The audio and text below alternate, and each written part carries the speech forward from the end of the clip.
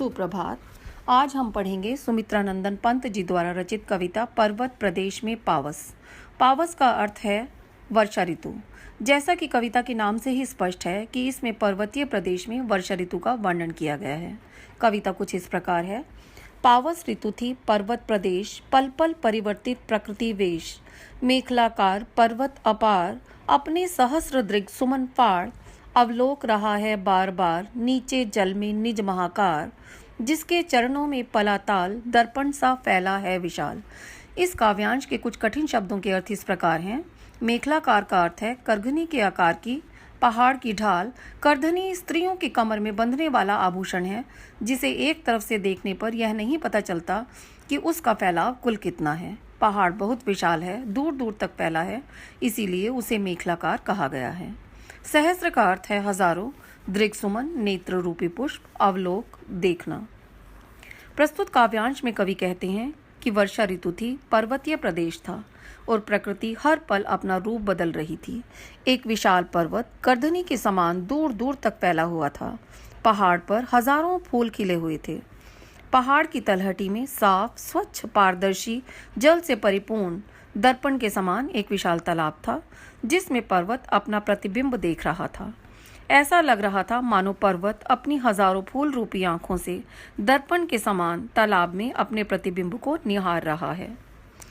गिरी का गौरव गाकर झरझर, मद में नस नस उत्तेजित कर, मोती की लड़ियों से सुंदर झरते हैं झाग भरे निर्झर।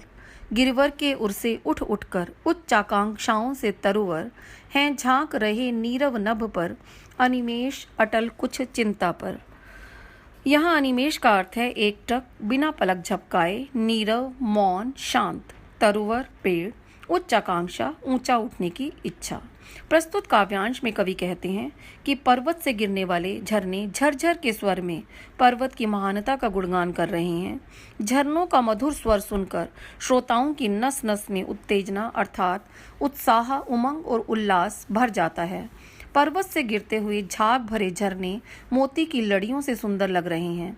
पर्वत पर उगे लंबे लंबे वृक्ष मानो अपने मन में ऊंचे उठने की आकांक्षा धारण किए हुए हैं। ऐसा लगता है मानो ये वृक्ष अपने मन में उच्च आकांक्षाएं लिए शांत आकाश की ओर एकटक देख रहे हैं, परंतु कुछ चिंतित भी हैं। उड़ गया अचानक लो भूधर, फड़का अपार वारिद के पर, रव शेष रह गए हैं निर्झर, है टूट पड़ा भू पर अंबर। धंस गए धरा में सभे शाल, उठ रहा धुआं जल गया ताल, यूं जलद यान में विचर विचर, था इंद्र खेलता इंद्रजाल। धुंध के कारण पर्वत और झरने दिखाई नहीं दे रहे।